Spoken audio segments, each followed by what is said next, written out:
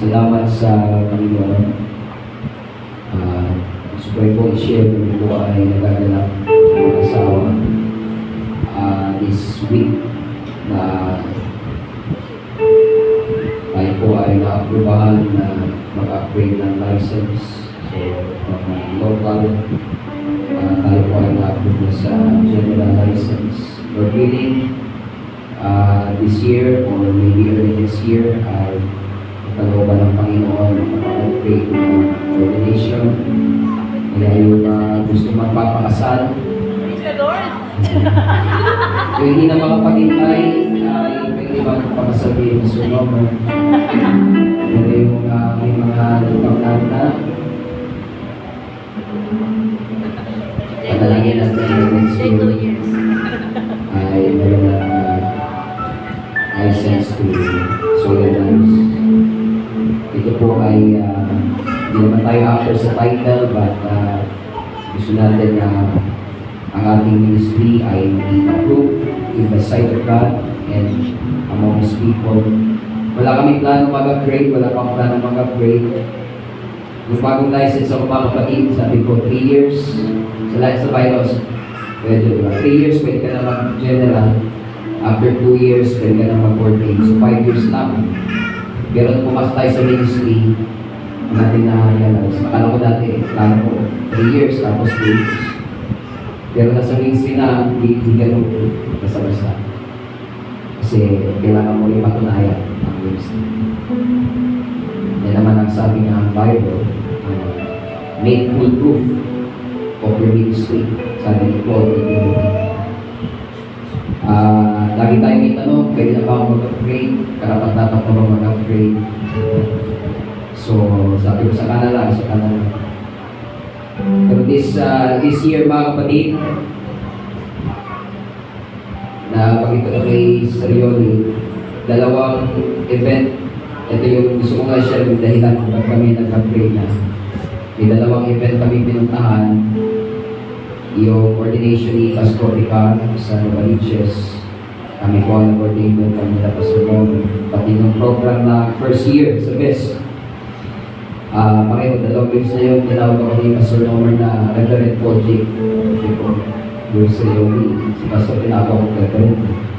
Sabi ko, hindi na natin kailangan mag-ordain, mag-ordain na tayo Pastor. Sabi sa akin, magpa-upgrade na nga tayo. Dahil kahit maliit na bagay mga kapatid, para sa akin malaking bagay yung ang ating pastor, isang leader din ng ating organization. Kahit pa paano ay ina-acknowledge din ang ating ministry. Kaya sabi ko, suyo mag-upgrade na tayo.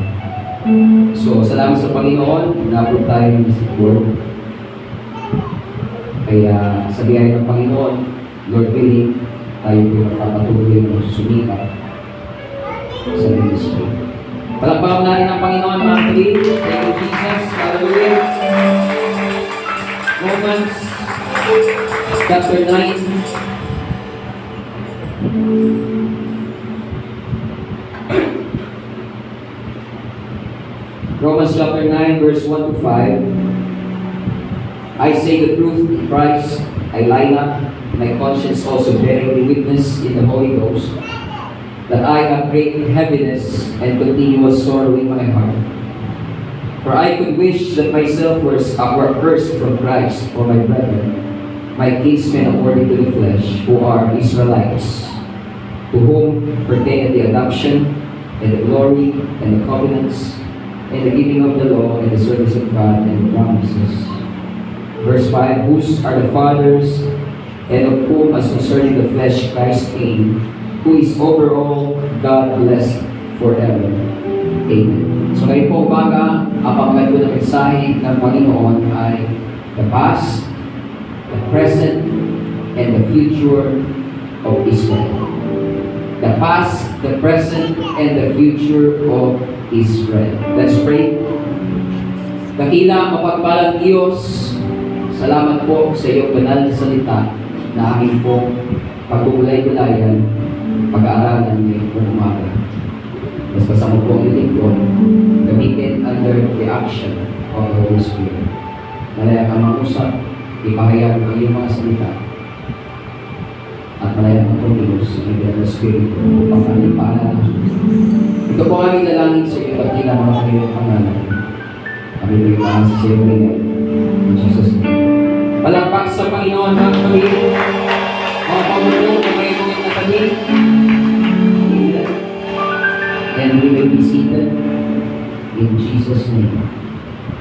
The past, the present, and the future of Israel. Everybody say, praise the Lord. Ngayong week mga kapatid, kung tayo po ay nanonood ng balita, ay sumiklab ang hindi natin masasabi kung ito ay umpisa na ng digmaan sa pagitan ng Israel at Iran. So previously, ang kalaban ng Israel ay Hamas dito sa Palestine. Pero matagal ng panahon ang paggigirian ng dalawang malaking bansang ito, ang Israel at ang Iran. Pero this week, I believe Friday, ay kumilos na ang Israel sa pamamagitan ng kanilang preemptive strike laban sa Iran. Matagal na ang mga intelligence information na ang Iran ay nasa process ng pagbuo ng nuclear weapon. So, ito ay tinatanggi ng Iran, pero may mga intelligence information ng Israel na malapit na makabuo ng nuclear weapon ng Iran. Kaya ang sinabi ni Benjamin Netanyahu, ang Prime Minister ng Israel, ay inunahan na nila. Binomba nila, inatake ang Tehran, ang capital ng Iran, at ang kanilang target ay mga nuclear laboratories, pati mga nuclear scientists. Yung mga matatalino nilang tao, mga scientists nila na gumagawa ng nuclear weapons, yun ang kanilang target sa pag-atake. At ito ay preemptive. Ibig sabihin, ang kanilang justification is that ito ay inunahan na nila. Dahil pagka nakabuo ang Iran, automatic ang target niyan ay walang iba kundi ang katabing bayan ng kanilang kalaban ng Israel. So, inunahan na ng Israel. Binomba nila, may mga namatay, may mga damages. Kaya kahapon, gumanti na rin ang Iran. Binomba na rin ang Tel Aviv, pati ang Jerusalem, mga kapatid. So gumanti ang Iran. So dati ang kalaban na ang bumomba ay Hamas, pero ngayon isang malaking bansa na kundi itong Iran. At marami po yung mga kaalyansa. So kinakailangan natin bantayan, tingnan ang mga sunod na pangyayari kung ito ba ay simula na ng isang larger scale na gera, mga kapatid. Kagabi, isa sa mga estudyante sa Bible School na pastora sa Jerusalem ay nag-invite ang superintendent ng UBC Israel sa isang online prayer meeting. So, umatin tayo ng kagabi, nandoon yung mga kapatiran sa Israel, sa Jerusalem, pati yung kanilang superintendent doon po sa Jerusalem. At sila po ay humingi ng panalangin sa lahat ng mga kapatiran, hindi lang para sa kanila, kundi para rin sa mga kapatiran na nasa Iran. May mga kapatiran po tayo sa Iran,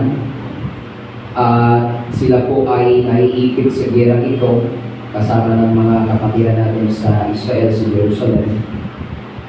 Ang ating pong panalangin ay para po sa mga kapatiran na doon, sila po ay maingatan dahil wala silang tulog for the past few days dahil yung tunog ng missile ay nandyan lang sa kanila, hindi nila alam anytime ay po pwede silang matamaan ito. Can you imagine that? Makakatulog ka ba sa gabi kasama yung mga anak? yung mga mahal sa buhay, at merong mga agam-agam na anytime pwedeng tatamaan kayo ng missile o kaya ng mga bombang ito galing sa Iran, mga kapatid. So, nag-iisa ng panalangin. Panalangin po para sa ating mga kapatid. At ito po ay biblical, sinabi ng Bible, we need to pray for the peace of Jerusalem. Mga kapatid, kailangan natin isama sa panalangin ang bansang Israel, ang kapayapaan ng Jerusalem. Bilang mga mananampalataya, naniniwala po tayo mga kapatid na sila po ay tao ng Diyos. Pastor, kailangan natin maging aware, concerned sa mga pangyayaring ito. Ano naman, malayo naman tayo. Wala naman tayo sa Middle East. Hindi naman siguro tayo maapektuhan ng giyera ito. Mga kapatid, unang-una, ito po ay merong worldwide or global ramification or effect dahil sa mga alyansa ng mga bansa, ang Iran, alyansa niyan ang Soviet Union, North Korea, at marami pang mga Muslim country sa paligid. Tayo naman ay mostly tayo ay nakaalyansa sa United States, nakaalyansa ng Israel, tayo rin ay close friends with Israel. So, hindi po ito localized sa kanila na hindi tayo maapektuhan. Pagdating sa ekonomiya, may epekto po yan. At gayon din, kapag ito ay lumaganap at maging all out or bigger scale na digmaan, hindi po maaari tayo maapektuhan. Kaya una-una, kailangan natin ipag-prayan. Pangalawa, mga kapatid, bilang mga mananampalataya, tayo rin po ay kinakailangan aware sa mga nangyayari sa Israel. Tandaan natin mga kapatid, ang clock o ang orasan ng Bible ay nasa bansang Israel. Patungkol sa mga pangyayari sa huling araw, end time prophecy, mga pagdating sa pagbabalik ng Panginoon, kailan ba ang pagbabalik ng Panginoon, kailan ba ang end of the world, kailan ba ang end of age, kailan ba mangyayari ang Great Tribulation. Mga kapatid, tandaan natin, ang orasan ay nakabase sa Israel, sa mga pangyayari sa Israel. Hindi po ito nakabase sa pangyayari sa US o kaya sa Europe, kundi sa Israel. Yan po ang palatandaan sa bansang Israel. Kung matandaan ninyo, sabi ng Panginoon kay Moises, pupunta kayo sa lupaing pangako, pero dahil sa unbelief ng mga Hudyo, ng mga Israelita, ang clock, ang orasan ng Panginoon ay dinelay niya ng 40 years because of unbelief of Israel. Dahil nagduda sila na ibibigay sa kanila ng Panginoon ang promised land, yung pagpasok nila sa promised land supposedly just a few days, ay dinelay ng Panginoon ng 40 years because of the unbelief of Israel. At tayo mga kapatid, sa ating kapanahunan, we are in the church age. At ang sabi ng Romans chapter 11, pumasok po ang fullness of the Gentiles, ang kaligtasan sa mga Gentiles because of the unbelief of Israel. Dahil sa unbelief ng Israel ay pinos muna ng Panginoon ang clock. Ang clock po na binigay ng Diyos ay yung 70 weeks ni Daniel, nahinto sa 49 and a half dahil sa unbelief ng mga Hudyo sa Messiah. Hindi nila tinanggap ang Kristo. Kaya yung 49 and a half dapat, 69 and a half, dapat 70 weeks lang yan. Or 70 times 7 years, 490 years. Pero pagdating ng 69 and a half, ang mga Hudyo ay hindi nanampalataya sa Kristo. Because of their unbelief, pinos na naman ng Panginoon ang clock sa 69 and a half, pumasok ang church age. Pumasok tayo na mga hindi. Nagkaroon tayo ng kaligtasan providentially dahil sa unbelief ng mga Hudyo. Sabi ni Pablo, dahil ayaw niyong maniwala, pupunta ako sa mga Gentiles. Salvation is first to the Jews, pero dahil sa kanilang unbelief, pumasok tayo mga Hintil. Hindi tayo anak ni Abraham, hindi tayo mga Israelita sa lahi, but because of the plan of God and His providence, nang tumanggi ang mga Hudyo, pumasok po ang Gentile Church. So na-stop ang clock ng Panginoon sa 69 and a half.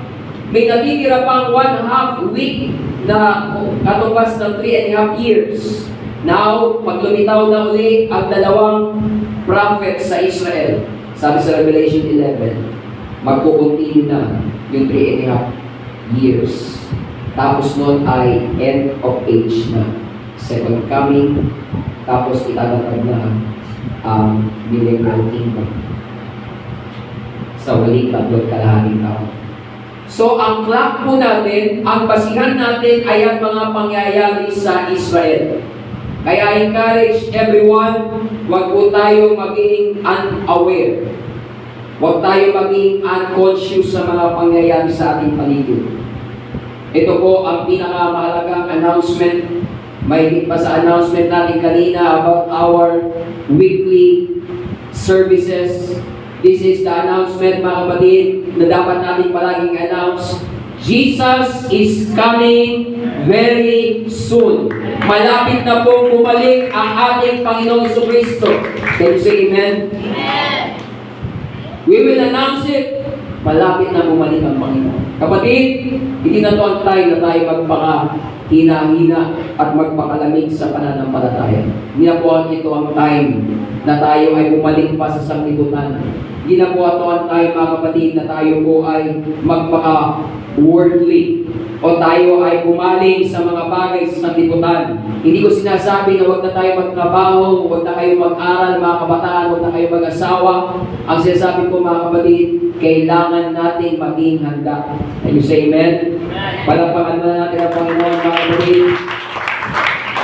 Nag-interview kami sa DC Fort, may isang president na tanong sa akin. Kasi sa Fort nakalagay doon, ano ang paniniwala mo pagdating sa pagbabalik ng Panginoon? Ang nilagay ko ay positive. Naniniwala tayo, ako personally, yan pagtuturo natin dito sa church, sa post-tribulation rapture theory. Ano yung sabihin ng post-tribulation rapture? Ibig sabihin ang rapture, ano yung rapture? Yung inaawit natin kanina, ngayon mga kapatid, yung mga inaawit natin, maaawit natin ng mas maayos kung alam natin ibig sabihin. We're all going up in the first resurrection. I will fly away, O glory. Ano yung sabihin ng I will fly away? Ano lilipad tayo? Lilipad ako, O glory. Anong lilipad? Ang tinutukoy niyan is rapture. Na pag ang Panginoon ay bumalik, tayo, kung tayo ay buhay pa, at yung mga namatay kay Kristo ay babago na maguli sa atin doon, there will be a meeting in the air. We will meet the Lord in the air. Pagtunog ng muling trompeta, mga kapatid ko, kung tayo ay buhay pa sa pagbabalik ng Panginoon, sa isang mata, papalitan ng ating katawan, ng katawan na hindi na nabubulok, glorified body. Papalitan tayo at sasalubong tayo sa alapaap. Yung sinabi kanina, there will be a meeting in the air, in the sweet by and by, mga kapatid ko. At yung tukoy nun ay ang rapture. So sabi sa akin, ano paniniwala? Paniniwala natin, mga kapatid, according to the Bible, ay mauna ang tribulation bago ang rapture. Yan yung sabihin ng post-tribulation.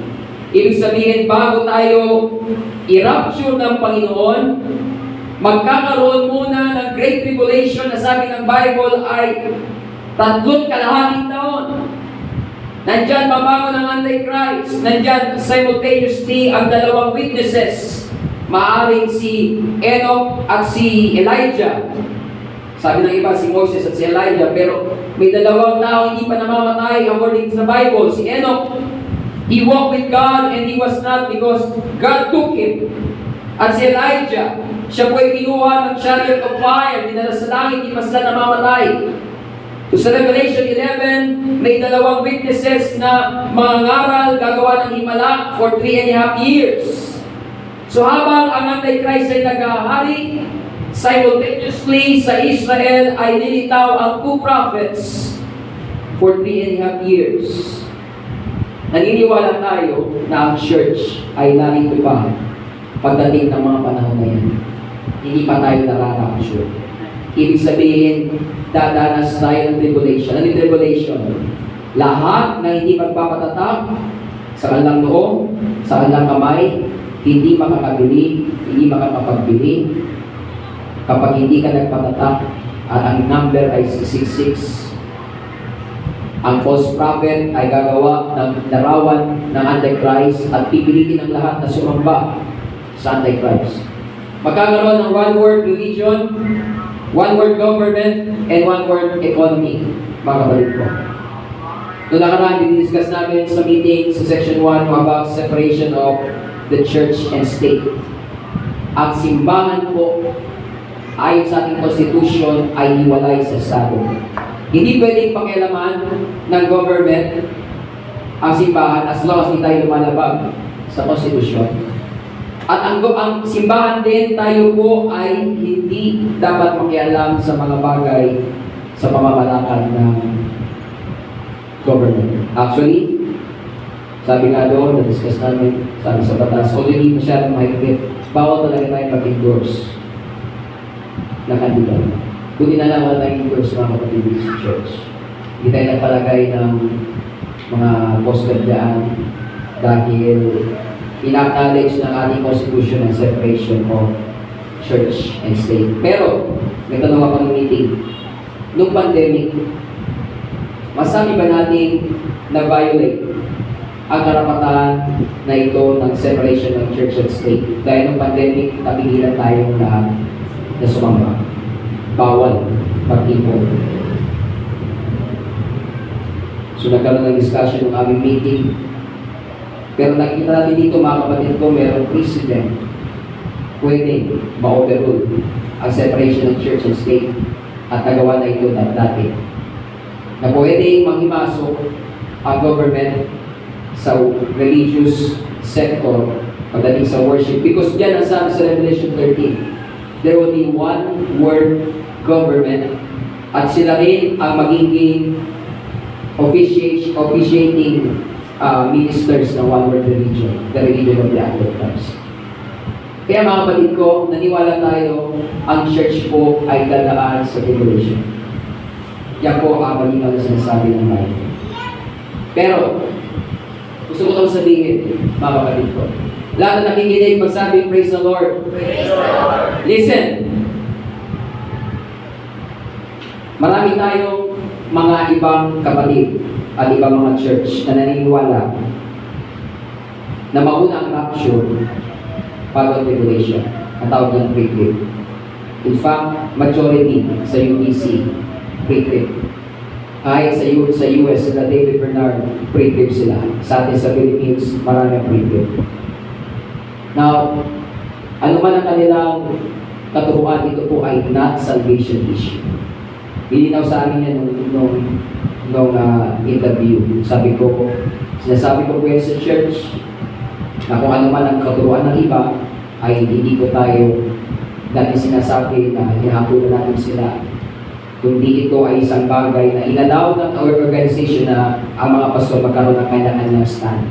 Hindi ito issue ng kaligtasan. Ibig sabihin, pagka hindi positive ang paniniwala mo, hindi ka na maliligtas. O kung hindi positive paniniwala mo, hindi ka na maliligtas. Hindi po yung salvation issue. So, on the other side, may merit din ang pre-trib. Meron din silang paliwanag dyan. Kaya, gusto ko sabihin ito mga kapatid ko, kung maliman ang ating paniniwala sa post-trib, kung mauna ang pre-trib, o mauna ang rapture bago ang tribulation, tandaan nito mga kapatid ko, ano mangyayari? Kung mauna ang rapture, bago magkaroon ng tribulation, ma-rapture na ang church. Right? Ang goal natin, pre-trib o post-trib, ang goal natin ay makasama sa rapture. Yan ang goal natin mga kapatid, yan din ang pinakamalaking responsibilidad ng pastor. Ang bawat isa sa atin hanggang maaari makasama sa rapture. Walang maiwan. Ang purpose po ng paglilingkod natin sa Panginoon ultimately ay hindi maging successful sa mundong ito. Maging ganito, maging mayaman, maging maluwal ang buhay. Hindi po yan ang pinaka-purpose. Dahil, what shall it profit a man if you gain the whole world, if you lose your soul? Aanin mo kung ano ang tagumpayan sa mundong ito kung maiwag ka sa rapture. Kung hindi maligtas ang iyong kaluluwa. Kaya mga kapatid, ang goal natin mga kapatid dito, makasama tayo sa rapture. Pero kung mali ako, mga kapatid, kung tama ang pre-trib, ganito mangyayari. Pagdating ng rapture, according to their theory, mararapture ang mga mananampalataya patapat. Paano kung naiwan ka? Kasi hindi ka matapat sa Panginoon. Paano yung mga anak natin? Hindi tayo binigos sa Panginoon. Naiwan sila. Pero according to pre-trib, may pag-asa pa sila.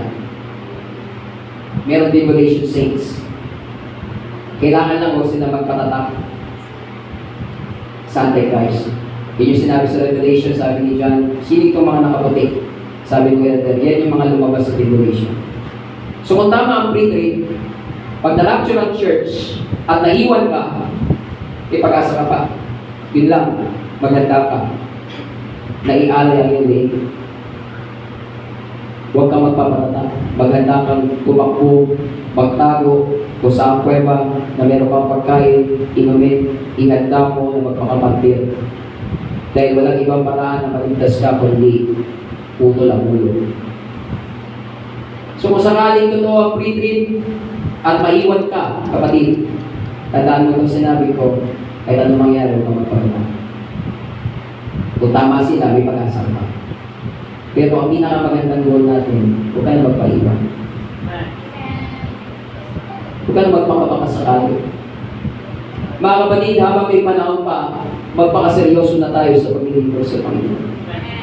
Huwag na tayo mga kapatid, magpatumpik-tumpik, magpakalamig-lamig, dalawang isip, dahil sa sinasabi ng iba, hinto ka sa paglilingkod sa Panginoon, ginayang panahon mga kapatid, para isipin mo pa yung sinasabi ng iba. Ito yung panahon na lalo tayo magpaka-init, magpakasikasig mga kapatid sa paglilingkod sa Panginoon, layuan na kasalanan, layuan na kamunduhan, tayo ay magsama-sama na maglingkod ng matapat sa Panginoon mga kapatid ko. Yan po ang encouragement natin. Then mas maganda na, pre-trib man o post-trib man, makasama ka na sa rapture. Huwag ka naman paiwan. Mahirap maiwan. Kung post-trib, pag naiwan ka, wala na talagang pag-asa. Sabihin, wala na talaga. Kung pre-trib man, kung maiwan ka man, napakaganda. Hindi na rin masisiguro. Basta magpaiwan na lang ako. May pag-asa ba pala eh. Huwag mo sabihin yan. Basta matatag naman ako eh. Paano yung anak mo? Kaya mo magtiis, eh kapag umiiyak na yung anak mo, sa gutom, tayo mga magulang, matitiis ba natin? Paano kung sa harapan mo, papatayin ng anak mo kung di ka magpatatak? Kaya huwag ka nang magpaka-lamig-lamig mga kapatid ko. Mahirap maiwan kung pre-trib pa ng tama. We're giving them mga kapatid the benefit of the doubt. They have their own credits. They have their own merits sa paniniwalang ito. Ipaliwanag din sila. At the end, we cannot be sure.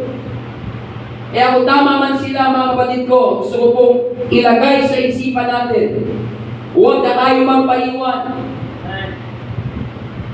Yung mga kapatid, mga anak natin na lamig-lamig, palalaanan natin dito. Anak, kapatid, kung maiwan ka sa rapture, ito mangyayari. Ihanda mo yung leg.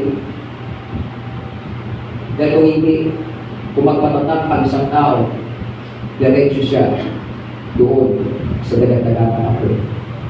Hindi po yan 100 years, hindi 1,000 years, yun ay eternity, eternal punishment doon po sa lake of fire. Kaya encourage yung mga kapatid ko, magpakatapat na tayo, magpakaseryoso na tayo sa paglilingkod sa Panginoon. Palakpakan natin ang Panginoon mga kapatid. Hallelujah. Hallelujah. Now, going to our text. Sabi natin kanina, ang mga pangyayari ngayon sa Israel. Sa Book of Romans, mga kapatid, from chapter 1 to chapter 8, ipinahayag ni Pablo masterfully kanyang sinaysay in-explain ng gospel. Kung gusto mong malaman, maunawaan ang theology ni Paul, read the Book of Romans. From chapter 1, chapter 2, chapter 3, nakita niya kung paano lahat ay nagkasala. Hudyo, Hentil, lahat ay nagkasala, walang umabot sa kaluwalhatian ng Diyos. 4, 5, 6, sinaysay niya mga kapatid kung paano ang kaligtasan, ang righteousness, ang pagiging matuwid sa harapan ng Diyos ay sa pamamagitan ng pananampalataya. Then 7 and 8, din niya pinakita mga kapatid ang power ng gospel. Na ang gospel mga kapatid ko, ito po ang nag-aring ganap sa atin. At one day mga kapatid, tayo rin po ay dadagitin, sabi diyan, pagdating ng rapture mga kapatid ko sa magpapahayag ng kaluwalhatian ng Panginoon. The glorious appearing. Ang mga kahirapang diadanas natin ay hindi worthy to be compared with the glory that shall be revealed in us. Yung glory doon ay yung rapture. Kaya sabi niya sa bandang huli ng chapter 8, sino makapaghiwalay sa atin? Kay Kristo. Tabak, kagutuman, kaubaran, mga bagay sa lipunan. Nay, according to Paul. But in all these things, we are more than conquerors through Him who loves us. That's why I am persuaded that neither life nor death, principalities, powers, things to come, things in present, will be able to separate us from the love of God which is in Christ Jesus. Magpatuloy lang tayo mga kapatid sa paglilingkod sa Panginoon. Walang anumang bagay na mga pag-iiwalay sa atin sa pag-ibig ng Diyos sa atin. Sabi doon ni Paul, nor any other. Basahin natin Romans chapter 8, verse 39, or 38 to 39. For I am persuaded that neither death, nor life, nor angels, nor principalities, nor powers, nor things present, nor things to come, nor height, nor depth, nor any other creature shall be able to separate us from the love of God, which is in Christ Jesus our Lord. Wala mga pag-iwalay sa iyo. Kahit ano bang ibang nilalang. Can you say, ibang nilalang? Sa 39, yan. 38. Ayan, 39. Nor any other creature. Sinabi ni Paul na iba. Then ikaw mismo, pwede kang humiwalay kung gusto mo sa pag-ibig ng Diyos. Pero iba, hindi ka kayang iiwalay ng iba kung mananatili ka. Pero sarili mo, o pwede kang umalis. Pero ang ibang nilalang, hindi ka kayang alisin sa pag-ibig ng Diyos. Pero tayo, may free will tayo. Kung gugustuhin mo, pwede kang maalis. Pwede kang umalis. Dahil may free will ka. Pero kung iba lang mga kapatid, hindi tayo maiiwalay sa pag-ibig ng Diyos na kay Kristo Jesus. Yan po mga kapatid ang pangako ng Panginoon. So sa buong Romans chapter 1 verse 8 at chapter 1 at chapter 8 may tinalakay ni Pablo ang mga pangako ng Diyos. Ang kagandahan ng Ebanghelyo. Pagdating sa chapter 9, chapter 10, and chapter 11, ang balik ni Pablo ay what about the Israelites? Ito ang pangako ng Diyos at tayo ay nakibahagi sa magandang pangako ng Diyos. Ang tanong sa chapter 9, 10, and 11, paano naman ano nangyari sa mga Hudyo? Ano nangyari sa mga Israelita? Kaya yan ang ating title ngayong tanghali, mga kapatid, the past, the present, and the future of Israel. Diyan po ang tinalakay ni Pablo sa chapter 9, the past. Chapter 10, sa chapter 11, yan naman po ang present and future of Israel. Naligtas tayo, pero ano nangyari sa mga Israelita? Sabi sa ating key verse, mga kapatid, balikan natin yung Romans chapter 9. Sabi ni Pablo sa verse 1, I say the truth in Christ, I lie not, my conscience also bearing me witness in the Holy Ghost, that I have great heaviness and continual sorrow in my heart. Sabi ni Pablo, totoo itong sinasabi ko sa inyo, saksi ko ang Holy Ghost na meron siyang matinding kabigatan para sa kanyang mga kababayan, yung mga Israelita. Bakit? Dahil hindi nila tinatanggap ang Ebanghelyo ng Panginoon. Burden the burden si Pablo. Nasabi niya, mga kapatid, sa sumunod na verse, sapagkat ako'y makapagnanasa na ako man ay tatakwin mula kay Kristo dahil sa aking mga kapatid na aking mga kamag-anak ayon sa laman. Sabi ni Pablo, kung pwede lang na ako ay maitakwil para lang maligtas sila. Kasi iba. Sabi ni Paul, kung pwede lang kahit ako mismo ang matakwil kay Kristo para lang maligtas sila. I-sacrifice ko yung aking sarili kung pwede para maligtas ang mga kababayan kong mga Israelita. Pero alam natin, mga kapatid, ang kaligtasan ko, kanya-kanya. Can you say amen? Hindi ka pwedeng mag-sacrifice para sa iyong anak para maligtas ang iyong anak. At the end, it's individual choice. Kung hindi sila magpapasya na sumunod sa Panginoon, wala tayong magagawa, kundi panalangin sila, ilapit sila sa Panginoon. Hindi mo pwedeng sacrifice ang kaligtasan mo, ibigay mo na sa kanila. Wala pong ganun. Individual po yan. Kanya-kanya ang kaligtasan. Palakpakan na natin ang Panginoon, mga kapatid. Praise the Lord, praise the Lord.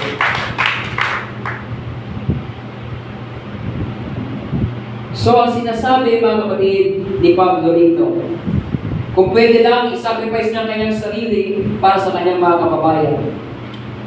Sabi niya sa verse 4, napawa ang mga Israelita na sa kanilang pagkukup at ang kaluwalhatian at ang mga tipan at ang pagbibigay ng kautusan at ang paglilingkod sa Diyos at ang mga kapangakuan. So, ang pas ng Israel ay ito, sabi ni Pablo, sa kanila ibinigay ang mga pagkukup, ang kaluwalhatian, ang mga tipan, ang kautusan, ang paglilingkod sa Diyos at mga pangako. Ito po ang pas ng Israel. Sa kanila po binigay ang Old Testament. Sa kanila ibinigay ang tabernacle. Sa kanila ibinigay ang templo. Ang paglilingkod sa Diyos sa tabernakulo, sa kanila po ibinigay. Ang mga covenants, ang tipan, sa kanila ibinigay, mga kapatid ko. Ang mga sulat ni Moises, sa kanila po ibinigay sa mga Israelita. At sabi dito sa verse 4, sa kanila ibinigay ang mga pangako kay Abraham. Sa mga lahi ni Abraham, sa kanila ibinigay initially ang pangako ng Diyos. Verse 5, sa kanila ang mga magulang, mga Israelita po, sila Abraham, sila David, hindi po yan mga Americans, hindi po yan mga Pilipino. Si David, si Isaac, yung mga heroes of faith natin, mga Israelita po yan. Mga fathers of faith natin, si Jacob. Sino ba mga heroes of faith natin? Si David, si Gideon. Lahat ng mga heroes of faith na mabasa natin sa Bible, mga Israelita po yan. Sa kanila ibinigay ang mga magulang. Sa kanila ibinigay, mga kapatid, ang mga heroes of faith. At sabi dyan ni Pablo, at sa kanila mula ang Kristo ayon sa laman. Mga kapatid, sa kanila rin binigay sa pagkalaman ang Mesiya, ang tagapagligtas, ang Panginoon Jesucristo. Hindi po siya Pilipino, hindi po siya American, hindi siya European, Israelita siya. Galing siya sa lahi ng Israel. Ibinigay sa kanila yun. Sila ang ginamit ng Diyos sa lahi nila, ang lahi nila ang ginamit ng Diyos para lumitaw at tagapagligtas. Ang lahi nila ang ginamit ng Diyos para ibigay ang mga kautusan sa Old Testament. Ang mga pangako sa Old Testament. Ang mga heroes of faith, yung mga kwentong nababasa natin about sa paghati ng Panginoon sa Red Sea, about sa mga himala na ginawa ng Diyos sa Egypt, mga Israelita po ang bida doon. Sa kanila po yung ibinigay. Can you say amen? And I encourage everyone, sa pagbabasa natin ng Bible, huwag natin basta gawing masyadong sentro ng pagbabasa ng Bible ang ating sarili. Application lang tayo. Ano? Halimbawa, si David na kinalaban si Goliath, hindi yun about sa ating mga pagsubok. Si Goliath yung mga pagsubok sa ating. Application na lang yun. Tandaan natin, ang kwentong yun is about kung paano ginamit ng Diyos ang batang si David para talunin ang kalaban ng bansang Israel, para i-preserve, nagpapakita ng pag-iingat ng Panginoon sa kanyang bayan. Now, pwede natin yung i-apply sa ating mga buhay. Na yung mga higante natin sa buhay, pwede natin palabanan. Magandang application yun, pero application na lang yun. Tandaan natin, the story is about the nation Israel. It's about God preserving the nation through these heroes of faith. Iningatan ng Diyos ang bansang Israel, ipinagtanggol ng Diyos ang bansang Israel sa pamamagitan ni David dahil sa kanila manggagaling ang Messiah. Yung application ng ating mga problema sa buhay, application na lang yun. Pero it was written all about the Messiah. Sabi ng Panginoon, search the Scriptures. Because in them, you think you have eternal life. And they are they that testify of me. It's all about Jesus Christ. It's all about the Messiah. It's all about the promised Savior na manggagaling sa lahi ni David. Application na lang yung mga pagsubok natin sa buhay. You say amen? But the main thing of the Bible, it's about Jesus Christ. It's about salvation. Pero pwede natin i-apply yan sa mga pagsubok. Pero huwag natin kalimutan, it's about the Lord Jesus Christ coming out of the seed of David. Kaya pag binasa natin ng Bible, huwag natin alisin yung narrative ng Bible. It's all about Jesus Christ, the preserved nation dahil sa kanila manggagaling ang Messiah. Pero pwede natin i-apply mo. Pero huwag natin gawing bida ang ating sarili sa lahat ng mga kwento sa Bible. Bigyan na natin ng application. Pagdating sa dulo yung application, mga kapatid. Paano ma-apply sa buhay yung pagtagumpay ni David? Yan. I-apply natin sa buhay. Pero huwag natin kalimutan, it's about the Messiah. Palakpakan natin ng Panginoon, mga kapatid. Yan ang pas ng Israel, mga kapatid ko. Sabi niya ni Pablo, sa kanila binigay pati ang Kristo. Sa kanila nanggaling ang tagapagligtas. Siya po ay isang Hudyo. Siya po ay isang Israelita, mga kapatid. Yan ang pas ng Israel. Sabi ng verse 6, datapwat hindi sa salita ng Diyos ay nauwi sa wala, sapagkat hindi ang lahat ng buhat sa Israel ay mga taga-Israel. Sabi naman ni Pablo, hindi rin automatic na lahat ng lahi ni Israel ay totoong mga Israelita nga sa pangako. Sabi sa verse 7, neither because they are the seed of Abraham are they all children, but in Isaac shall thy seed be called. Sabi ni Paul, hindi porket anak ni Abraham ay sila nga ay mga anak na sa pangako ng Diyos. Ngunit sinabi, sa pamamagitan ni Isaac ay tatawagin ang iyong binhi. Verse 8, that is, they which are the children of the flesh. These are not the children of God, but the children of the promise are counted for the seed.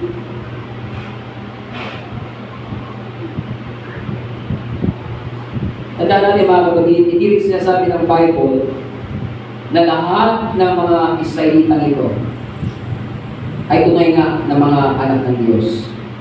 Hindi sila lahat masunurin. Hindi ito automatic. Na dahil anak sila ni Abraham, ligtas na sila. Sabi ng Panginoon, huwag niyo ipagmalaki anak kayo ni Abraham. Dahil ang Diyos, pwede siya magbangon galing sa bato ng mga mananamba. Huwag ipagmalaki ng sino man ang kanyang heritage. Dahil hindi automatic lahat ng anak ni Abraham ay anak sa pangako. Verse 9, "For this is the word of promise, at this time will I come and Sarah shall have a son." Ipinangako ng Diyos na si Sarah ay magkakaroon ng anak, yun ay si Isaac. Verse 10, "And not only this, but when Rebekah also had conceived by one, even by our father Isaac," nang si Rebekah ay nagdalang tao, nagtihi sa pamagitan ng ating ama na si Isaac. Verse 11, "For the children being not yet born, neither having done any good or evil, that the purpose of God according to election might stand, not of works, but of him that calleth." Verse 12, "It was said unto her, the elder shall serve the younger. As it is written, Jacob have I loved, but Esau have I hated." Binigay na example ni Paul, mga kapatid, kung paano pinili ng Diyos si Jacob over Esau. Na habang sila'y napupunan pa, mga kapatid ko, sinabi na ng Diyos kay Rebekah na ang mas matanda ay maglilingkod sa mas bata. Tandaan natin, mga kapatid, itong chapter na ito ng Romans is patungkol ito, mga kapatid, kung paano pinapatunayan ni Pablo na ang Diyos ay mayroong pong soberenya. Siya ay mayroong kapangyarihan na mamili. Now, ang mga naniniwala, gusto mo linawin, hindi tayo naniniwala na ang Diyos ay namili na ng ililigtas. May mga nagtuturo na ang Diyos magmula sa eternity namili na ng ililigtas. Halimbawa, si Brother John, Lord, pinili ko ng Diyos maligtas. Kahit anong mangyari, maliligtas talaga. Si Brother John, example lang ito. Halimbawa, pinili siya ng Diyos na hindi maligtas. Kahit anong mangyari, hindi maliligtas. Ginagamit ng iba ay chapter 9 para sabihin na ang Diyos ay namili na ng ililigtas. Kung paano pinili si Jacob, hindi pinili si Esau, gayon din daw ang Diyos ay namili na. Hindi tayo naniniwala dyan. Tandaan natin, mga kapatid, ang Diyos po ay makapangyarihan and sovereign, pero binigyan niya tayo lahat ng free will. Meron tayong free will. At ang Diyos, mga kapatid, ang kanyang pagtatalaga sa atin, mga kapatid ko, is according to His foreknowledge. Basahin natin. Sa aklat ng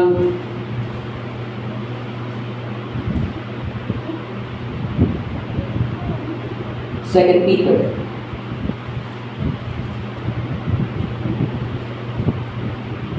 Chapter 1.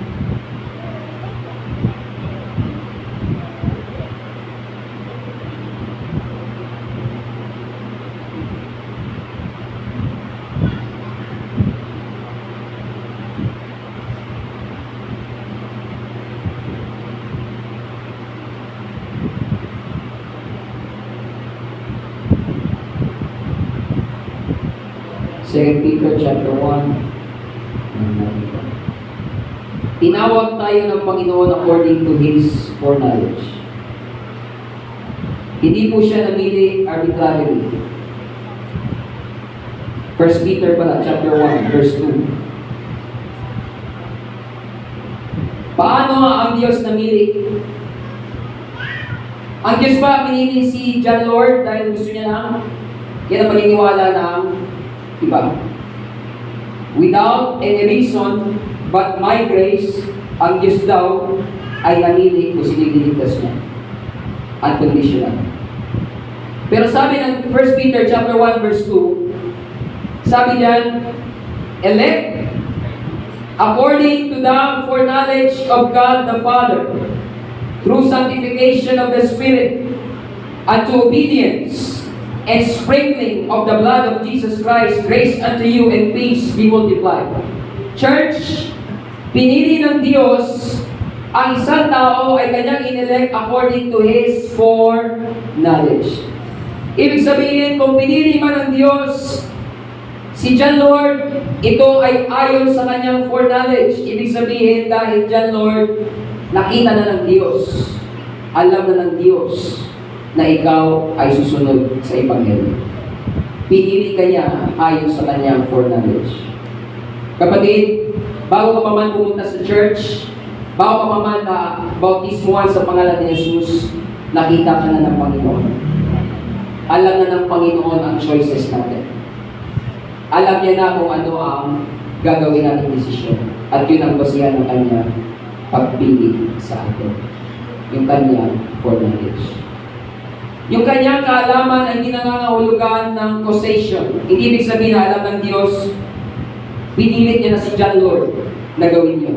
Malaya si John Lord sa kanyang desisyon, pero alam ng Diyos kung ano desisyon niya. At dahil sa kanyang ginawang desisyon na yan, pinili siya ng Diyos. Can you say amen? Ang basihan ng pagpili ng Diyos ay ang kanyang foreknowledge. Kaya, itong sinasabi sa Romans 9, mga kapatid, ay hindi po nangangahulugan na ang Diyos pinili si Jacob na maligtas, si Esau pinili ng Diyos na hindi maligtas. Dahil ang yutukoy po dyan, mga kapatid, ay yung dalawang bansa na nasa loob ni Rebecca. Sabi sa Genesis chapter 25, nung nagdalang tao, mga kapatid, si Rebecca, sabi ng Diyos sa kanya sa verse 23, sinabi sa kanya ng Panginoon, dalawang bansa ay nasa iyong bahay bata. Dalawang bayan ay papaghiwalayin mula sa iyong tiyan. Ang isang bayan ay magiging malakas kaysa isang bayan, at ang matanda ay maglilingkod sa bata. Yung sinabi diyan na pinili ng Diyos si Jacob, ang yutukoy diyan ay hindi personal, mga kapatid, kundi yung bansa. Pinili ng Diyos ang Israel. Dahil yung dalawang batang ito ay kumakatawan, mga kapatid, sa Israel at sa Edom. Naglingkod ang mas matanda sa bata. Hindi po yan nangyari between Jacob and Esau. Pero tayo mababasa na si Esau, personally, ay naglingkod kay Jacob. Nakita nga sila, si Jacob pang sumalun sa kanya, lumuhod, niyakap siya ni Esau. Kailan nangyari na yung mas matanda naglingkod sa bata? Yung lahi nila. Yung mga Edomites ay mga inferior kumpara sa Israel. Ang iyutukoy dito ay yung lahi. Gayon din ang pagpili at ang eleksyon ng Panginoon, mga kapatid. Kung ang Panginoon man nag-elect, kasama dyan, mga kapatid, ang buong church. Ang iyutukoy dito na eleksyon ay yung eleksyon ng Israel. Yung sinabi dyan na Jacob have I loved, Esau have I hated, yan ay quoted sa Old Testament. Saan ba natin mababasa yan? Malakay. Hindi po yan sa Genesis. Hindi po yan patungkol kay Jacob at Esau personally. Patungkol yan sa dalawang bansa. Then mababasa yan sa Malakay. Basahin natin Malakay chapter 1. Ang nagsalita nito ay ang Diyos sa panahon ni Prophet Malakay. Wala na pong personal na Jacob at Esau noon. Ang meron noon yung Israel at ang bansang Edom. Verse 2, Malakay 1, verse 2 and 3, I have loved you, said the Lord, yet ye say, wherein hast thou loved us? Was not Esau Jacob's brother, said the Lord, yet I love Jacob. Verse 3, and I hated Esau, and laid his mountains and his heritage waste for the dragons of the wilderness. Ang tinutukoy dito, mga kapatid, yung dalawang bansa, with refer ng Panginoon ng Israel kaysa sa Edom or kay Esau. So going back to Romans 9, it's not about individual election. Hindi ito patungkol sa ang Diyos namili na nang ililigtas. Hindi ito patungkol sa ang Diyos namili individually, ikaw, ligtas ka, ikaw, hindi. Ikaw, mapunta ka sa langit, ikaw, mapunta ka sa impyerno. Hindi po ganun, mga kapatid, ng Panginoon. Ang Panginoon ay binigyan ng bawat isa ng free will. Wala pong mapupunta sa impyerno nang dahil, mga kapatid, labas sa kanyang free will. Ang sabi nga ng isang preacher, a man will go to hell, but he will still be a man because he made his choices, mga kapatid ko. Wala pong itinapon sa impyerno, mga kapatid, na nireject ng Diyos. Ang mapupunta sa impyerno ay ang mga taong nag-reject sa Panginoon. Hindi sila nireject ng Diyos, kundi nireject nila ang biyaya ng Panginoon. Meron tayong free will. Meron tayong sariling kapasyahan at ina-acknowledge yan ng Diyos. Sabi ng Panginoon, I have the heaven and earth as a witness. I've given you choice. Binigyan tayo ng Panginoon ng pagpipilian. Kapatid, our life is all about our choices. Kung sino ka ngayon, kung ano ka ngayon, ang malaking bahagi niya ay dahil sa mga choices natin. Right? Ano man meron tayo ngayon, ang malaking epekto niyan ay yung ating mga choices natin. Ganun din sa eternity, mga kapatid ko. Binigyan tayo ng Panginoon ng choice. Kaya maglingkod tayo ng matapat sa Panginoon para tayo po ay maligtas. Ang magtiis hanggang sa wakas ay siyang maliligtas. Palagpakan natin ang Panginoon, mga kapatid ko.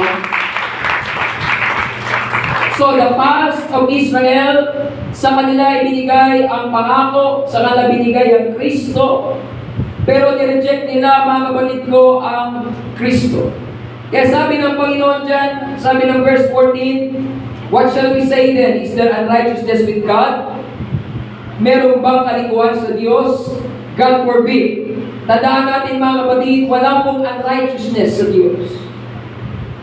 Wala pong kalikuan sa Diyos. Siya po ay righteous. Siya po ay justice. Yan po ang karakter ng Diyos na dapat nating tandaan. Sabi niya sa verse 15, for He said to Moses, I will have mercy on whom I will have mercy. I will have compassion on whom I will have compassion. Marami ginagamit ang chapter na ito para sabihin ang Diyos ay namiilang ng ilan. But on the contrary, ang ibig sabihin ng chapter na ito, mga kapatid, ang Diyos ay malaya na pumili kung sino man ang gusto niya. Sabi niya, I will have mercy on whom I will have mercy. Hindi man sila lahi ni Abraham. Si Esau, by default, siya dapat ang pinili. But God has free will. Tandaan natin, kung may free will tayo, may free will din ng Diyos. At mas malaya ang Diyos kaysa sa atin. Sabi ng Panginoon, maaawa ko kung ito gusto maawa. Mahabag ako kung ito gusto mahabag. So this chapter is not about God choosing a few. It's about God freely choosing anyone whom He will. Dahil ang Diyos ay matuwid, pwede siyang mahabag kahit kanino. Can you say amen? Kung ang Diyos hindi matuwid, hindi siya makakapagbigay ng habag. Kung ang Diyos ay hindi righteous, hindi siya makapag-extend ng grace. Isipin natin, kung ang Diyos ay hindi matuwid sa kanyang paghatol at magbigay siya ng grace sa iba, may magrereklamo. Tama? Halimbawa, lahat kayo dito ay may utang. May utang ako sa inyo lahat. May utang din, may utang ako. Pastor ako, may utang ka sa akin. Meron ba? Wala na. Halimbawa, may utang ako sa inyo lahat. Tapos, binayaran ko lahat, maliban kay may utang ako kay sa'yo na para makatukanan. May utang ako sa inyo lahat, pero di ko binayaran sa sarili. Grabe, reality Tapos, narito ako, meron ko extra 1,000. Sabi ko, ito 1,000 na to, grace. Hindi ka karapat-dapat dito dyan, Lord, dahil wala nang utang sa'yo eh. Pero bigay ko sa ito bilang grace, dahil mabait ako. Magre-reklamo sa Lord. Ano ka naman kung magbigay ng grace? Hindi ka pa nga bayad sa akin eh. Pagka magbibigay ng grace dyan, samantalang may utang ka pa sa akin. Pero kung lahat yan binayaran ko, pati sa Rioli, hindi kayo mag-asawa. Pag binigyan ko si Brother John Lord ng 1,000, Wala makakapagsabi sa iyo, oo, ba't mo bibigyan yan? Sabihin ko sa iyo, bakit? May utang ba ako sa iyo?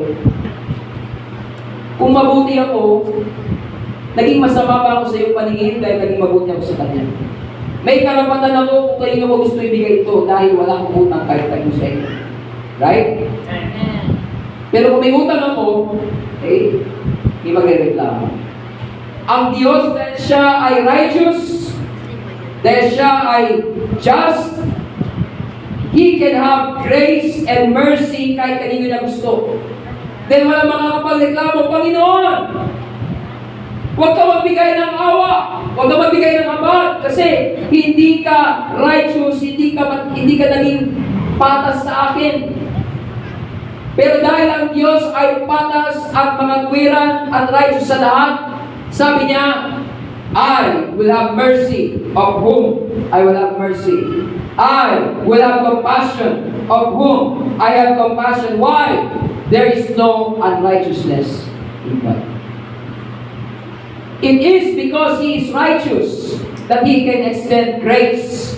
It is because He is just that He can extend mercy. Sabi nga ng Panginoon kay Job, sino ang unang nagbigay sa akin para pwede ako magsauli sa Kanya? Ibig sabihin mga kapatid dito ng Panginoon, wala po siyang utang na loob kahit kanino man. Wala po kahit na sino ang claim, merong claim sa Diyos na, Panginoon, dapat mo akong iligtas. Wala po sino man sa atin ang may claim sa salvation. It's only by the grace of God. It's only by the mercy of God. Kaya tayo ay naligtas. Hindi po dahil sa ating sariling gawa. Kaya ang Diyos ay pwedeng maawa kung kayo niya gusto maawa. Ang ibig niya sabihin dito, mga kapatid ko, kahit tayo, hindi tayo lahi ni Abraham. Kahit tayo, labas tayo sa Commonwealth of Israel. Sabi ng Bible, we are aliens, we are strangers, we are without God, we are without hope. Pero dahil ang Diyos ay punong-puno ng habag at awa at siya ay mangagwiran, ang grace and mercy ng Diyos ay na-extend sa atin ng mga Gentiles, mga kapatid ko. Dahil sa kanyang biyaya. Walang natin ng Panginoon, mga kapatid. Oh, hallelujah! So the past of Israel sa kanila binigay, mga kapatid ko, ang kautusan sa kanila nang galing ang Kristo. Kaya sabi ni Pablo, huwag nila despise ang mga Israelita. Dahil ang present, pumunta tayo sa present, isa na natin. Ang present ng Israel ay makikita natin generally sa chapter 11. Chapter 10, chapter 11. Pero ito po ang present ng Israel sa Romans chapter 11. Tinanggihan nila ang tagapagligtas nila. Sa kanila, ibinigay ang tagapagligtas, sabi ng John chapter 1, He came to His own, but His own received Him not. Bumalik siya sa kanyang sarili. Ang tinutukoy niya ay ang Israel, sa kanyang sariling bayan. Ngunit hindi siya tinanggap ng kanyang sariling bayan. Kaya sabi ni Pablo, mga kapatid, sa Romans chapter 11,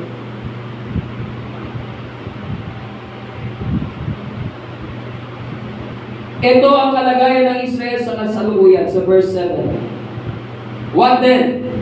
Israel had not obtained that which he seeketh for, but the election had obtained it, and the rest were blinded. According as it is written, God had given them the spirit of slumber, eyes that they should not see, and ears that they should not hear, unto this day. Ang kasalukuyang kalagayan ng Israel, mga kapatid, sila po ay nasa pagkakatulog at pagkabulag. Hanggang ngayon, marami sa kanila, except for a few remnant. May ilang mga Hudyo na converted. May church tayo sa Jerusalem, pero ang katotohanan, mga kapatid, kahit sa church sa Jerusalem, mas marami hindi Hudyo, konti lang ang Hudyo. Mas marami Pilipino. Yung pastora natin doon, Filipino. Nag-aral sa Bible School, first year. Pastora Rusta. Marami doon mga ibang lahi. Pero mga Israelita, kaunti. Bakit? Yan sabi ng Bible, kasalukuyan silang kulang. hanggang ngayon, naghihintay sila ng Kristo. Hanggang ngayon, naghihintay sila ng tagapagligtas. Nire-reject nila si Jesus bilang Messiah. Then ang idea nila ng Messiah is a political leader, a political king, just like David. Isang makapangyarihang hari na ililigtas sila laban sa mga kaaway ng mga bansa.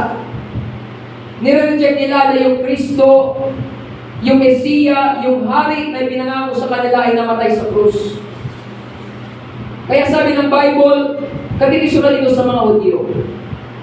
Yung pangangaral ng Kristo na pako sa krus, ito ay offense sa kanila.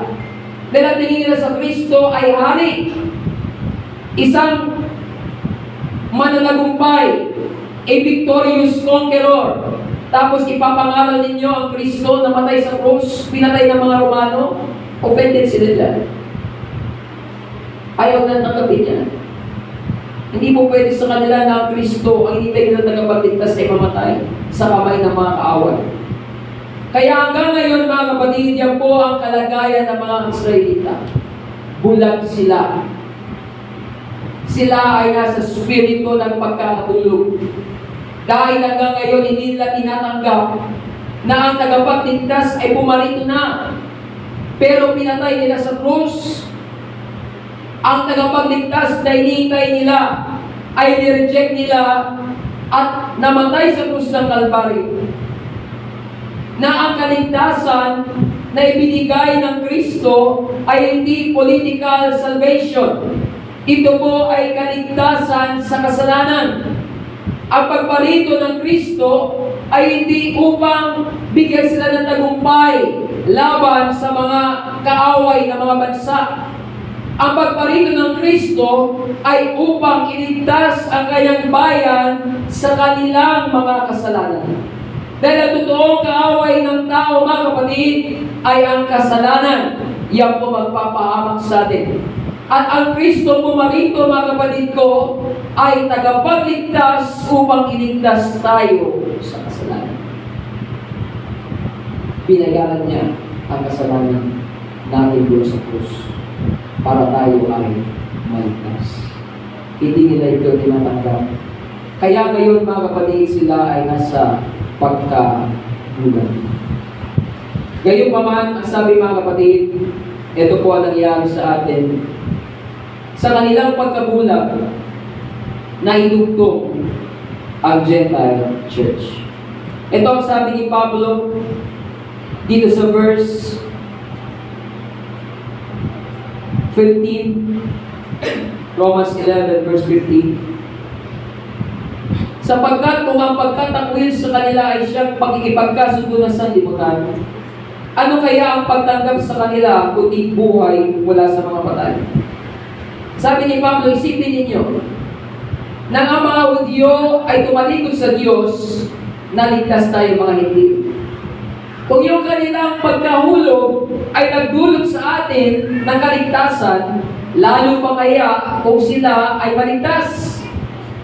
Kaya ang admonition ni Pablo, let us pray for the Israelites. Dahil yung pagkahulog nila, naging maganda yung bunga, lalo pa kung sila mga kapatid ay mapag-convert. Sabi niya sa sumunod na verse, kung ang pangunang bunga ay banal, gayon din ang lahat. Kung ang ugat ay banal, gayon din ang mga sanga. Kung sila bilang first fruit, panganay ng Diyos, sabi ng Bible, ang Israel, sila po ay tinuturing mga kapatid na the congregation of the firstborn. Kung sila ay ma-convert, magiging lalong pagpapala para sa atin. Sabi niya sa verse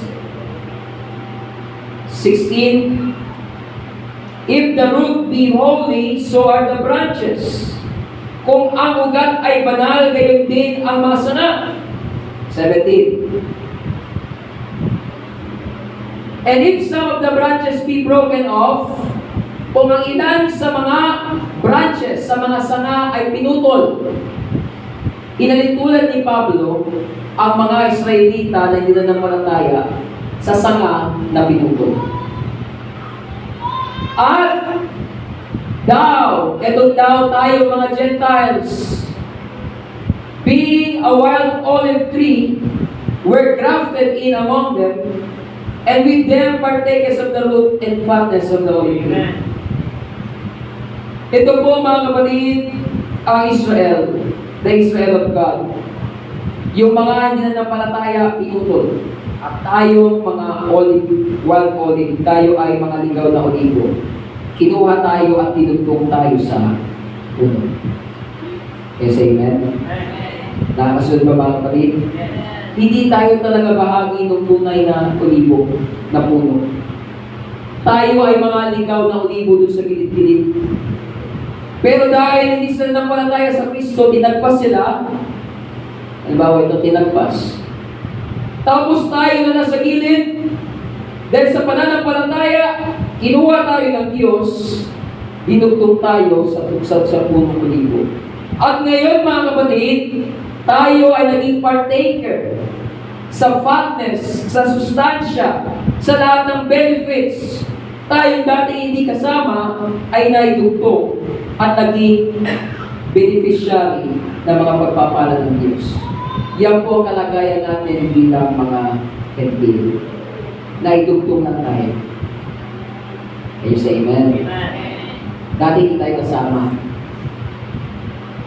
Pero sa habag at biyaya ng Diyos, kasama na sa plano niya, tayong mga Pilipino, isinama tayo. Alayo lang sa Israel, di ba? Alayo lang sa Israel. Nasa Far East tayo. Sila tatawag sa sila ay nasa Near East. Tayo nasa Far East. Pero nakita tayo ng Diyos. I would like to apply personally, kapatid, nakita ka ng Panginoon. Say amen? Nakita ka ng Diyos. Kahit hindi tayo dahil ni Abraham sa laman, nakita ng Diyos ang pananampalataya ng mga Pilipino at isinama tayo ng Panginoon, mga kapatid, sa tunay na puno. Kaya ngayon, mga kapatid, anumang pagpapala, pangako na meron ng Diyos sa puno, kasama tayo, mga kapatid. Kaya sabi ng Panginoon kay Abraham, ang magpapala sa iyo, pagpapalain ko. Ang susumpa sa iyo, susumpain ko. Kahit saan ka pumunta, I will make you a blessing. Kapatid, kasama tayo sa pangako na yun kay Abraham dahil naidugtong tayo, mga kapatid, sa puno ng Diyos. We claim it, mga kapatid, dahil tayo mga anak ni Abraham sa pananampalataya. Palapalan natin ang Panginoon. Thank you, Jesus. All the promises of God are in Him, yes, and amen. Dahil kay Kristo, lahat ng pangako ng Diyos. Sabay sa Bible, naging bahagi tayo, naging oo at siya nawa dahil kay Kristo. Yan po ang ating kalagayan. Verse 18. Thou will say then, the branches were broken off that I might be grafted. Naputol ang ibang mga sanga. Naitugtong ka. Naitugtong tayo. Verse 20. Ito ang paalala ng Apostle Pablo. Well, because of unbelief, they were broken off. And thou standest by faith. Be not high-minded, but fear. Sabi ni Pablo, natagpas sila dahil sa kawalan ng pananampalataya. At ikaw, naitugtong ka dahil sa pananampalataya. Huwag tayong magmataas. Hello? Huwag tayong magpakaisi-isi.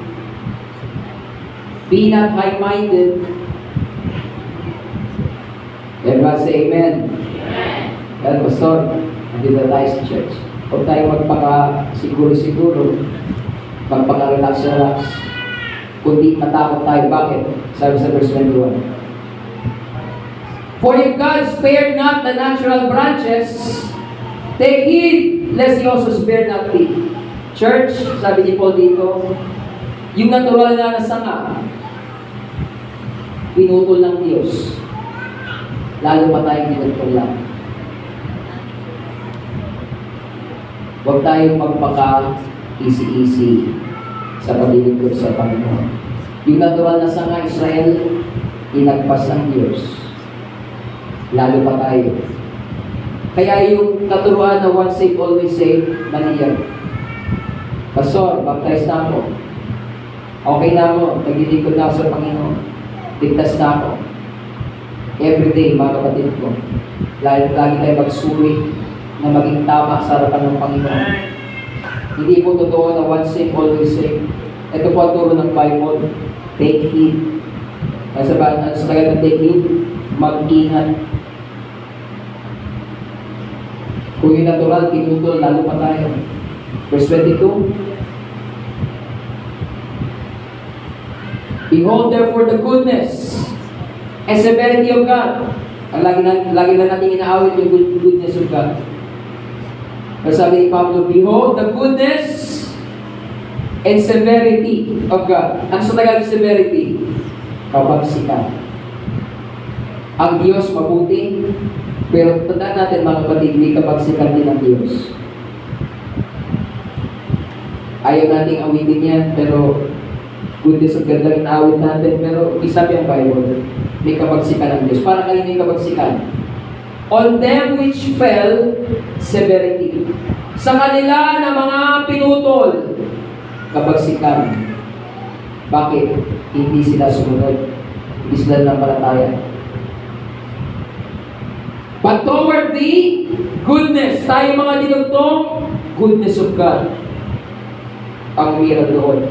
Sa kanila matitigas ang puso, severity of God, dinagpas sila.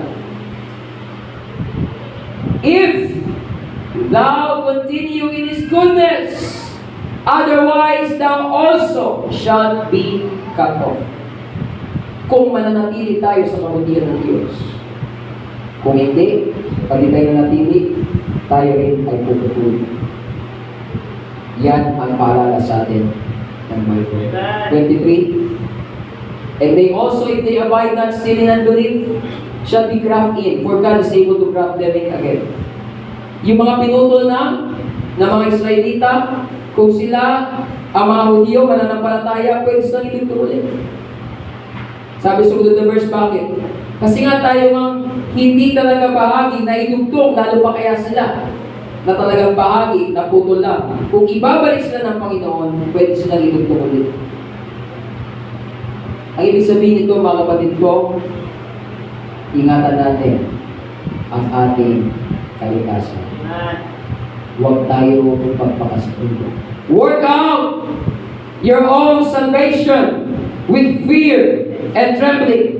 Trabahuin natin ang ating sariling kaligtasan na may takot at panginginig. For how shall we escape if we neglect this so great salvation? Paano tayo makakatakas kung pababayaan natin ang ganitong dakilang kaligtasan? Yan po ang present ng Israel at natin lahat. Lastly, dito tayo magtapos. Ang future ng Israel ay nandyan din sa chapter 11. Ang future ng Israel, mga kapatid, sabi dito sa verse 25, for I would not, brethren, that ye should be ignorant of this mystery.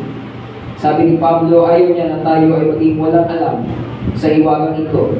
Lest you should be wise in your own conceit, na baka tayo bilang mga Gentile, tayo po ay maging marunong sa ating sariling haka. That blindness in part is happened to Israel. Ito po ang kanilang kalagayan ngayon, blindness in part. Bulag sila. Nangyayari ngayon sa Israel. Until the fullness of the Gentiles be come in. May sinabi si Pablo, the fullness of the Gentile. Ang ibig sabihin po niya, mga kapatid, merong takdang bilang. Hindi naman ito quota, no? Hindi ito quota, kundi in the knowledge of God, alam niya kung ilan ang maliligtas. Ilang milyon kaya maliligtas. Natin alam, sabi ng Bible, hindi mabilang. Pero pag naligtas na, ang huling Gentile na maliligtas, yun na yung fullness of the Gentile. Halimbawa, 100. Pag napuno yung 100, tapos na yung fullness of the Gentile. Ano mangyayari? Sa verse 26. until the fullness of the Gentiles come in, and so all Israel shall be saved. As it is written, there shall come out of Zion the deliverer, and shall turn away ungodliness from Jacob. Pag naligtas na yung huling until na kailangan maligtas, babalik na muli ang kaligtasan sa Israel. Now, hindi ibig sabihin ito na lahat ng Israelita throughout history ay maliligtas.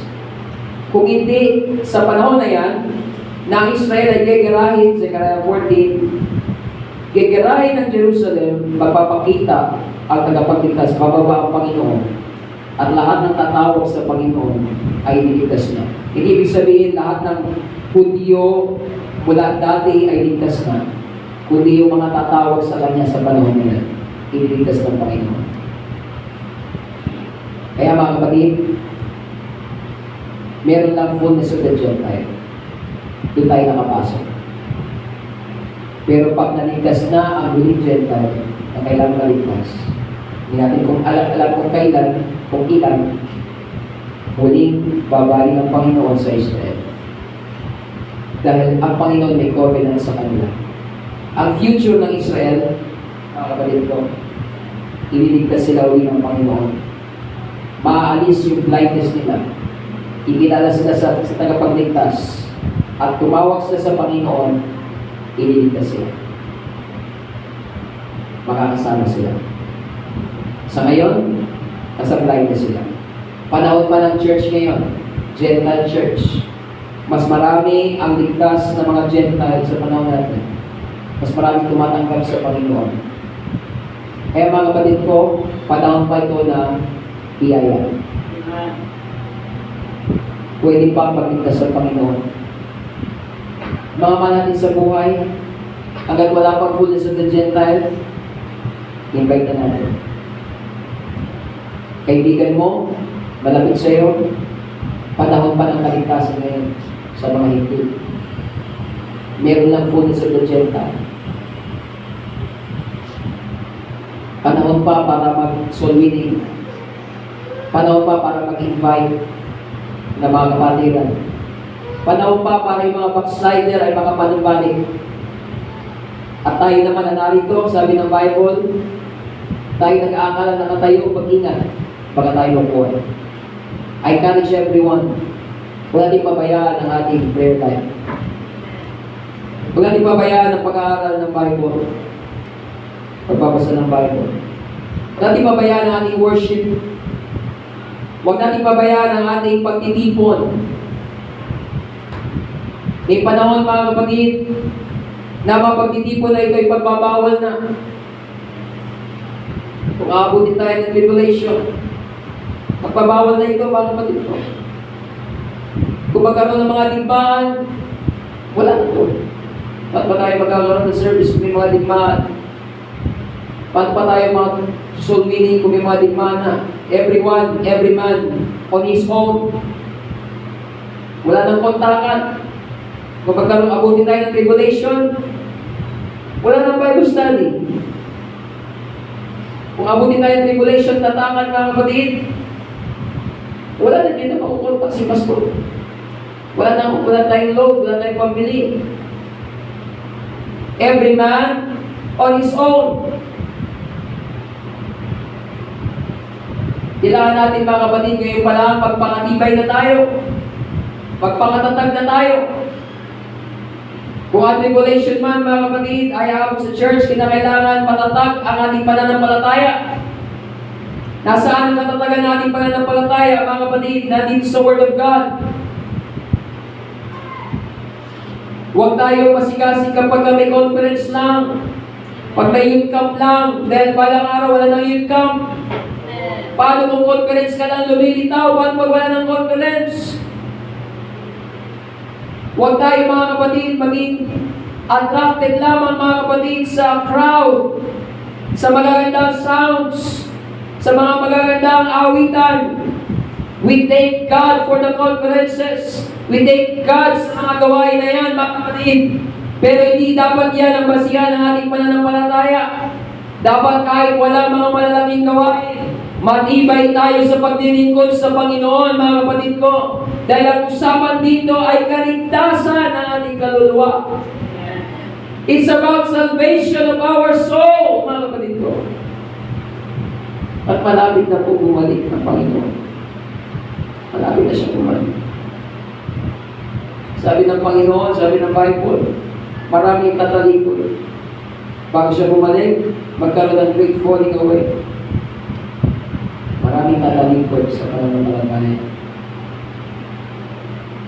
Kaya mga kapatid, I encourage everyone, magpakatapat tayo. Lahat ng aspeto ng ating buhay, ayusin na natin. Can you say amen? Bawat aspeto ng buhay natin, ayusin na natin mga kapatid ko. Yan po ang susi. Sa Sunday na, Pastor, hindi, wag every Sunday lang, every day. Kapag ka meron kang pagkukulang, meron kang kasalanan, pag-confess ka na dumingi ng tawad, ayusin. May mga bagay na hindi pa ayon sa kalooban ng Panginoon, ayusin na, mga kapatid ko. Dahil malapit na siya bumalik. At baka tayo maabutan na hindi tayo handa. Kung saan tayo maabutan, yun ang maging basihan ng Panginoon. Lord, matagal na ako sa church, lagi ako nasa Sunday service. Kung saan ka maabutan na pagbabalik o ng kamatayan, sabi sa Ezekiel, kalilimutan ang iyong mga gawang matuwid kung maabutan ka sa kasalanan. Kaya mga kapatid ko, I encourage everyone, dahil yan po ang purpose ng church, ihanda tayo sa eternity. Kaya sa Kristo sa Rio, nakaraan, sometimes may alinlangan din ako na lalo pang palalaguin ng church. Gusto natin maraming maligtas.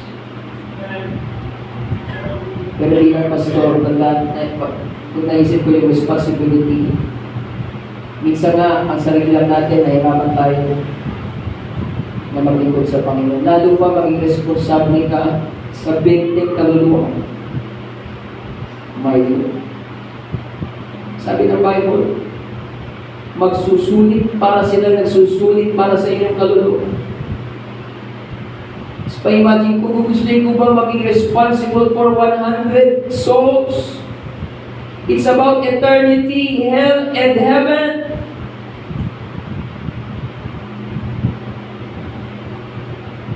Diba yung isa ka lang kampo?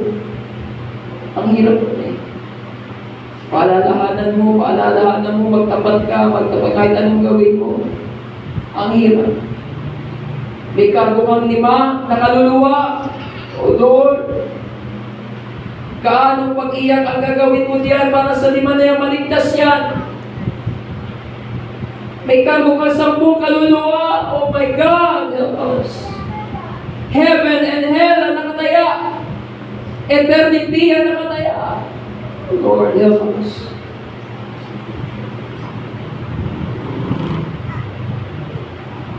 Kaya sabi ko sa Panginoon, Lord,